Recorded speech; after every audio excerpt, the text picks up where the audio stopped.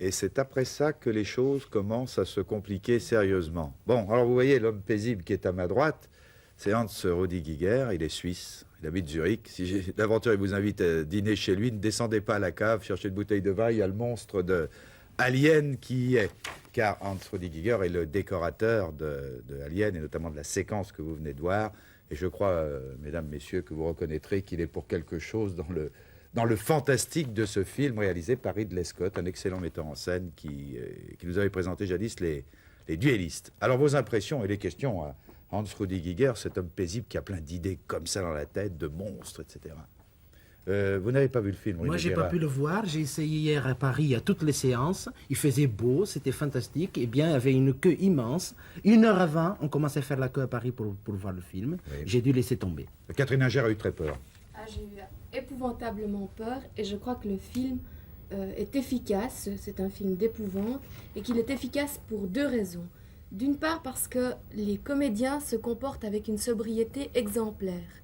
Ce sont des professionnels de l'espace, aucun pathos là-dessus, uniquement une sobriété et une efficacité redoutables. Et puis, au plan de la forme, de la décoration, là de nouveau, une très grande efficacité, notamment dans les éclairages, qui servent admirablement le décor qui est double. D'une part, un décor technocratique, technologique, et d'autre part, un décor qui va dans le sens du moderne style peut-être. Ah, du fantastique. Ou du... Oui, enfin... Oui. Alors comment naissent toutes ces idées, entre les Giger, là? Oui, dans ce film... Vous avez commencé à travailler d'abord des esquisses, des tableaux? Oui, d'abord j'ai fait des toiles avec mon aérographe. Je travaille avec l'encre de Chine et puis avec... le blanc, ça donne des couleurs à peu près comme ça. Allez, attendez, on les voit pas là, hein, mais je sais pas si on... Oh, on en monte, voilà, on les a sur l'écran. Formidable. Oui. Ce sont quelques dessins que j'ai faits pour Ridley Scott. Oui. C'est la décoration fantastique dans ce film. Il y a 2 décorations, comme vous avez dit. C'est l'un qui est fait par Ron Cobb. Oui, c'est toute la partie spatiale. Ce sont des choses de technocratie qu'on sait bien. Et puis l'autre, c'est une mixture que j'ai fait, j'appelle biomécanoïde.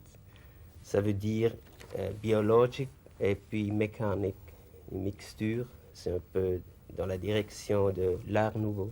Et il y a un travail tout à fait remarquable, hein, d'ailleurs, au niveau de ces décors. Oui, Herman. C'est probablement l'élément le plus intéressant du film. Il faut absolument le souligner parce que dans le fond, il y a de grosses ficelles dans le film. Oh, mais qui fonctionne bien. Oui, mais on a vu, le huis clos, on l'a déjà vu. Mais moi, ce que je trouve extraordinaire, c'est que un cinéaste a su intégrer dans un film à la fois de science-fiction et d'horreur un élément artistique absolument prodigieux.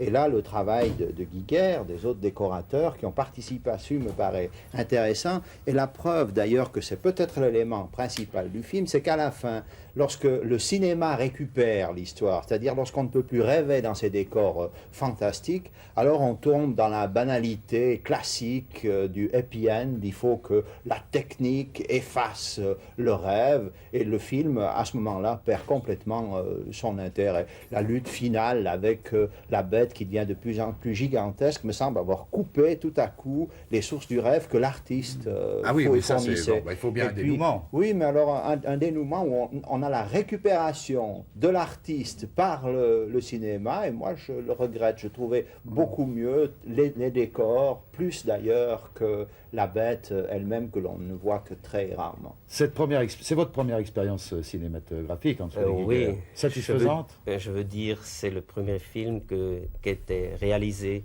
L'autre que j'ai fait, le décor, c'était pour Alessandro Jodorowsky, c'était pour Dune, et à ce moment-là, en 75, il n'y a pas de monnaie pour faire des films scientifiques. Oui, science-fiction. Oui, parce que Star Wars n'était pas encore sorti, et puis maintenant, peut-être, il y a des monnaies pour faire. Oui.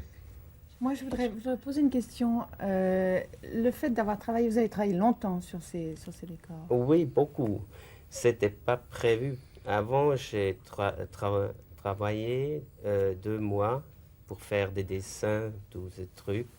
Et puis après, je suis allé à Shepperton Studio pour superviser les choses.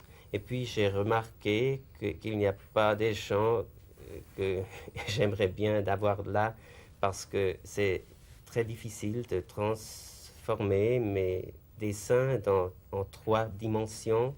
Et puis j'essayais moi-même de le faire.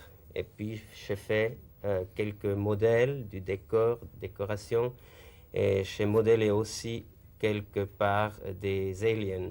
Ce sont plusieurs. Oui. Dominique Schill. J'aimerais juste dire quelque chose pour répondre à M. Pellegrini. Vous dites donc le décor a une importance extraordinaire, je suis tout à fait d'accord. Vous dites qu'à la fin le rêve disparaît, parce qu'il y a justement cette technologie qui intervient. Mais je ne suis pas d'accord avec vous, parce que je trouve ce qui est très nouveau dans Alien, qu'on n'a jamais vu dans les films de science-fiction, c'est qu'on a affaire à des gens tout simples.